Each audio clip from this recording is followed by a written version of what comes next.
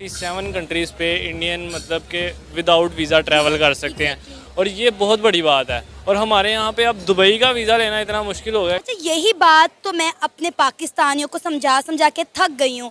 जब भी हम इंडिया की कोई बात करते हैं तो ज़्यादातर लोग ये कहते हैं कि आप इंडिया के हक़ में बात क्यों कर रहे हैं। ठीक है, हम तो इंडिया पे बॉर्डर से इंडिया से जंग लड़नी है, हमने ये करना है, हमारे बच्चों के दिमागों में ये इंजेक्ट कर दिया गया है कि इंडिया हमारा दुश्मन मुल्क है। यही बात मैं करती हूँ कि अगर वो हमारा दुश्मन मुल्क है तो उसके साथ मुकाबला हथियारों से करने की बजाय, मज़ाइल से करने की बजाय आईटी में कंपैरिजन करें, एजुकेशन में कंपैरिजन करें, इकॉनमी में कंपैरिजन करें। अब तो भाई वो हथियारों वाली जंग रही नहीं, अब तो रही है इकॉनमी की वॉर कि इकनॉमिकली कौन सी कंट्री आगे, और इंडिया इस वॉर में जीत चुका हुआ है। बिल्कुल जीत चुका है। हम आप देखें, हम लोग उनसे एक चीज़ में जीते हैं अभी तक, और वो चीज़ ये है कि 14 अगस्त वाले दिन हमारा जो फौजी है उनसे ज़्यादा ऊंची टांग उठाता है। दोस्तों, अभी हाल में ही रिलीज हुई वर्ल्ड पासपोर्ट रैंकिंग में इंडिया का स्थान धीरे धीरे उभर कर ऊपर की तरफ आता हुआ दिखाई दे रहा है। वहीं पाकिस्तान के पासपोर्ट की वैल्यू धीरे धीरे डिक्लाइन होते जा रही है और अब इंडिया और पाकिस्तान के पासपोर्ट की वैल्यूज़ में बहुत बड़ा गैप आ चुका है। इसी खबर को लेकर पाकिस्तान की मीडिया, वहाँ के लोग इसके बारे में चर्चा कर रहे हैं कि हिंदुस्तान के मुकाबले हम बहुत पीछे होते जा रहे हैं। तो चलिए सुनते हैं इस परिचर्चा को। हम इंडिया को देखें तो वो डिजर्व करता है ऐसी चीज़ों को, क्योंकि वो 5th लार्जेस्ट स्ट्रॉन्ग है, 4th स्ट्रॉन्ग है, 3rd बन जाएगा 4 सालों में, फास्टेस्ट ग्रोइंग है, फिर वर्ल्ड लीडर है ग्लोबल साउथ का। 9 सालों में देखें तो 9 सालों में इंडिया की वीज़ा की जो रैंकिंग है वो काफ़ी ऊपर गई है, मतलब 20 से 25 पॉइंट्स ऊपर ग्रो किया है। तो कुछ भी वो भी उसके अंदर भी बेहतरी हुई है। उसके बाद भी अगर आप 9 साल पहले भी चले जाएं, जब ये ऐड नहीं हुए थे, इनकी रैंकिंग नीचे भी थी, तब भी इंडियन पासपोर्ट की इज्जत थी। इंडियन पासपोर्ट पे चेकिंग्स नहीं होती थी और इनको जलील नहीं किया जाता था एयरपोर्ट्स पे, चाहे दुनिया की कोई भी कंट्री हो। ये नहीं कि कोई स्पेसिफिक कंट्री पे, किसी भी कंट्री पे तंग नहीं किया जाता था। इंडिया को जो countries Oceanic Pacific island countries जो हैं उनके अंदर वीज़ा फ्री एक्सेस है। मिडिल ईस्ट में ईरान, ओमान, जॉर्डन, कतर है। कैरेबियन आइलैंड्स, ऑलमोस्ट सारे ही कैरेबियन आइलैंड इनको फ्री हैं। Grenada, Jamaica, Haiti, Dominica, Barbados, Saint Lucia, Trinidad and Tobago, Saint Vincent, Saint Kitts, British Virgin islands.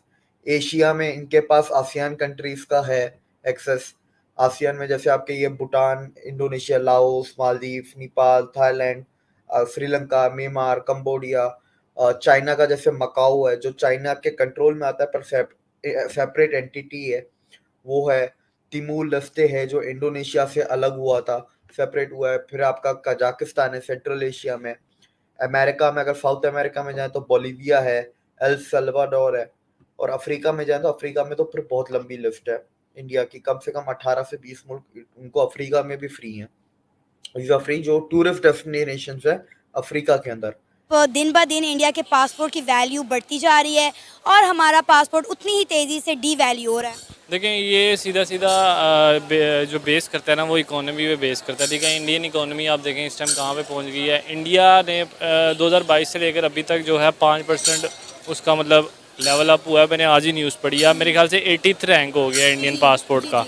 ठीक है, उसके अलावा उन्होंने 57 कंट्रीज़ पे इंडियन मतलब के विदाउट वीज़ा ट्रैवल कर सकते हैं और ये बहुत बड़ी बात है। और हमारे यहाँ पे अब दुबई का वीज़ा लेना इतना मुश्किल हो गया कि आपकी सोच है। पर जो मोदी की सोच है वो ये कहता है कि हमने जो है ना, हमें कोई हाइप, इस ये वाली हाइप नहीं चाहिए, हम आपको काम कर के दिखाएंगे। शायद मोदी की आपने एक स्टेटमेंट पढ़ी हो, उसने ये कहा है कि पाकिस्तान वालों अब आओ मुझसे जंग करो। ये नहीं कि वो पिस्तौलों वाली जंग करो, आप इकोनॉमी वाली जंग करो, आप आईटी वाली जंग करो, आप जो है रुपीज़ वाली जंग करो कि किसका ज़्यादा बेहतर है। अच्छा, यही बात तो मैं अपने पाकिस्तानियों को समझा समझा के थक गई हूँ। जब भी हम इंडिया की कोई बात करते हैं तो ज़्यादातर लोग ये कहते हैं कि आप इंडिया के हक़ में बात क्यों कर रहे हैं। ठीक है, हम तो इंडिया पे बॉर्डर से इंडिया से जंग लड़नी है, हमने ये करना है, हमारे बच्चों के दिमागों में ये इंजेक्ट कर दिया गया है कि इंडिया हमारा दुश्मन मुल्क है। यही बात मैं करती हूँ कि अगर वो हमारा दुश्मन मुल्क है तो उसके साथ मुकाबला हथियारों से करने की बजाय, मज़ाइल से करने की बजाय आईटी में कंपैरिजन करें, एजुकेशन में कंपैरिजन करें, इकॉनमी में कंपैरिजन करें। अब तो भाई वो हथियारों वाली जंग रही नहीं, अब तो रही है इकॉनमी की वॉर कि इकनॉमिकली कौन सी कंट्री आगे, और इंडिया इस वॉर में जीत चुका हुआ है। बिल्कुल जीत चुका है। हम आप देखें, हम लोग उनसे एक चीज़ में जीते हैं अभी तक, और वो चीज़ ये है कि 14 अगस्त वाले दिन हमारा जो फौजी है उनसे ज़्यादा ऊंची टांग उठाता है, ठीक है। इंडियंस को दूसरे मुल्कों में मिलती है, वो पाकिस्तानियों को नहीं मिलती। लेकिन हम लोग इस बात को मानने को तैयार नहीं है। क्यों? क्योंकि उनके इंडिया के जो प्राइम मिनिस्टर हैं, सियासतदान हैं, उन्होंने अपने मुल्क की और अपने लोगों की वैल्यू बनाई हुई है, इंडिया को पूरी दुनिया में मनवाया हुआ है। लेकिन हम पाकिस्तानी इतने बदनाम हो चुके हैं कि ना तो हमारी कोई इज्जत है एज अ ह्यूमन बीइंग और ना ही हमारे पासपोर्ट की रही है। इंडिया को देखें तो वो डिजर्व करता है ऐसी चीज़ों को, क्योंकि वो 5th लार्जेस्ट स्ट्रॉन्ग है, 4th स्ट्रॉन्ग है, 3rd बन जाएगा 4 सालों में, फास्टेस्ट ग्रोइंग है, फिर वर्ल्ड लीडर है ग्लोबल साउथ का। तो इस तरीके से अगर मैं इस नज़रिए से मैं देखूं, उसके बाद अगर हम इंडिया को लास्ट 9 सालों में देखें तो 9 सालों में इंडिया की वीज़ा की जो रैंकिंग है वो काफ़ी ऊपर गई है, मतलब 20 से 25 पॉइंट्स ऊपर ग्रो किया है। तो कुछ भी वो भी उसके अंदर भी बेहतरी हुई है। उसके बाद भी अगर आप 9 साल पहले भी चले जाएं, जब ये ऐड नहीं हुए थे, इनकी रैंकिंग नीचे भी थी, तब भी इंडियन पासपोर्ट की इज्जत थी। इंडियन पासपोर्ट पे चेकिंग्स नहीं होती थी और उनको जलील नहीं किया जाता था एयरपोर्ट्स पे, चाहे दुनिया की कोई भी कंट्री हो, ये नहीं कि कोई स्पेसिफिक कंट्री पे, किसी भी कंट्री पे तंग नहीं किया जाता था। अच्छा, इसके बाद अगर हम आगे चले, इंडिया को जो countries Oceanic Pacific island countries जो हैं उनके अंदर वीज़ा फ्री एक्सेस है। मिडिल ईस्ट में ईरान, ओमान, जॉर्डन, कतर है। कैरेबियन आइलैंड्स, ऑलमोस्ट सारे कैरेबियन आइलैंड इनको फ्री हैं। Grenada, Jamaica, Haiti, Dominica, Barbados, Saint Lucia, Trinidad and Tobago, Saint Vincent, Saint Kitts, British Virgin islands. Asia में इनके पास ASEAN countries का है access. ASEAN में जैसे आपके ये Bhutan, Indonesia, Laos, Maldives, Nepal, Thailand, Sri Lanka, Myanmar, Cambodia, China का जैसे मकाऊ है जो चाइना के कंट्रोल में आता है पर सेपरेट एंटिटी है, वो है। तिमूर लस्ते है जो इंडोनेशिया से अलग हुआ था, सेपरेट हुआ है। फिर आपका कजाकिस्तान है सेंट्रल एशिया में। अमेरिका में अगर साउथ अमेरिका में जाए तो बोलिविया है, एल सल्वाडोर है। और अफ्रीका में जाए तो अफ्रीका में तो फिर बहुत लंबी लिस्ट है इंडिया की, कम से कम 18 से 20 मुल्क उनको अफ्रीका में भी फ्री हैं, वीजा फ्री, जो टूरिस्ट डेस्टिनेशन है अफ्रीका के अंदर। देखें, इंडिया को जो मुझे लगता है जो यूरोपियन यूनियन के साथ इनका एफटीए की बातचीत चल रही है, जो स्टेज 4 कंप्लीट हुआ है अभी, उसके अंदर कहीं ना कहीं ईयू की वीज़ा या यूरोपियन यूनियन का visa free access for Indians, इसकी एक बात होगी। इंडियंस अब कहीं का भी वीज़ा अप्लाई करें, चाहे वर्क वीज़ा हो चाहे टूरिस्ट वीज़ा, उनका प्रोसेसिंग टाइम बहुत कम हो गया, उनका रिजेक्शन रेट कम हुआ है। तो आपने इस वीडियो में देखा कि कैसे पाकिस्तान के लोग खुद पाकिस्तान का मजाक बना रहे हैं और वो यहाँ तक कह रहे हैं कि इंडिया को पाकिस्तान को कुछ रुपए दे देना चाहिए, और जब कभी भी पाकिस्तान इंडिया के अगेंस्ट बोलना शुरू करे तो इंडिया को पाकिस्तान से अपने पैसे मांगना चाहिए। पाकिस्तान चुपचाप शांत होकर बैठ जाएगा और वो कोई भी बात इंडिया के अपोज में, इंडिया के विरुद्ध में नहीं करेगा।